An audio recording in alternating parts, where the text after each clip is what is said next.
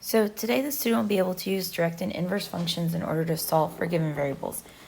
Actually, we're going to split these notes into 2 days. We're going to do direct variation today, and then tomorrow you'll continue these notes with inverse variation. Direct variation is something that you most likely saw in Algebra 1 at some point.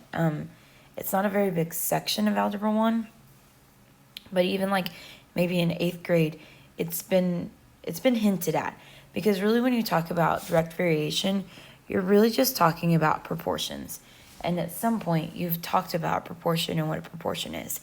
The definition for direct variation is that y varies directly as x if some non-zero constant k such that y equals kx, this is important, where k is called the constant of variation or proportionality. So you might see constant of variation, you might see constant of proportionality. Those are the same meaning. Basically, when you have direct variation, you have a linear situation. Y equals kx. K is just how you're changing. So in this situation, k is really the same thing as m, or the slope, which is what you know as the rate of change. So that's kind of why it should look familiar to you. But really, this is just a way for us to take something that we know and find something unknown using the proportion created in the situation. So example 1 says if y varies directly as k, or y varies directly as x and y equals negative 15 when x equals 5, find y when x is 3. So they want us to do is they want us to take this known information that goes together. We know when y is negative 15, x is 5. And we also know that we have a direct variation. So we know it's going to fit this formula, y equals kx. So the first thing you're going to do is if you can figure out k, the constant, then you can figure out what y is when this is your new x. So we're going to use the known information. Y is 15 when x, or negative 15 when x is 5. So y is negative 15 equals some constant k when x is 5. If we can solve this for k, then we can use that information to find y that we need to when x is 3.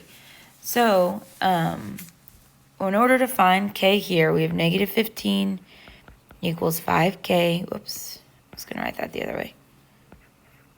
So divide by 5, k equals negative 3.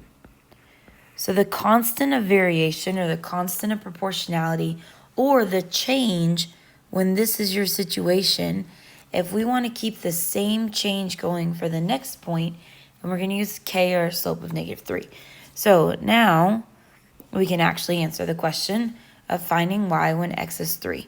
So if I build the equation again, y equals kx, but this time I know k. I know I'm working with a proportion of negative 3. Is how y and x vary.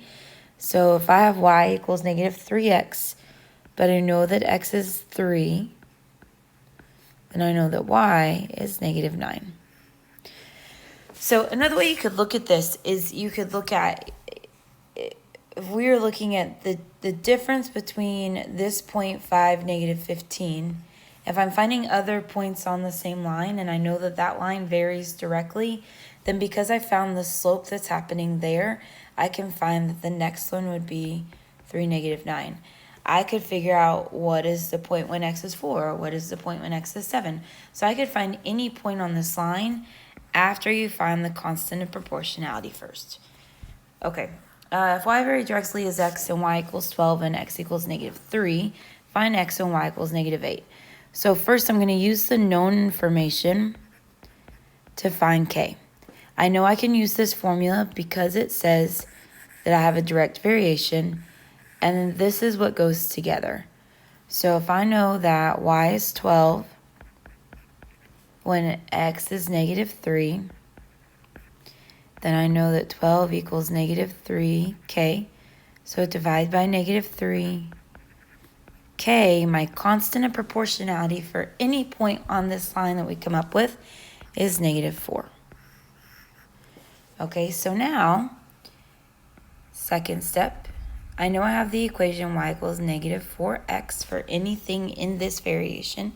So if I know that y is negative 8, then I'm looking for x when y is negative 8.